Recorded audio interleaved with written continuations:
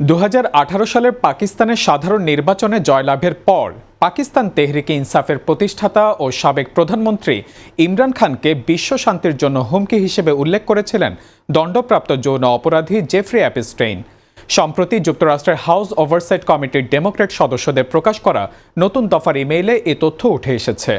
সেখানে এক অজ্ঞাত ব্যক্তির সঙ্গে কথোপকথনে অ্যাপস্টেইন ইমরান খানের তুলনা করেন তুরস্কের এরদোয়ান, ইরানের খামেনি, চীনের শি জিনপিং ও রাশিয়ার পুতিনের সঙ্গে এবং দাবি করেন তিনি তাদের চেয়েও বড় হুমকি। ইমরানকে কট্টর ইসলামপন্থী বলেও মন্তব্য করেন তিনি।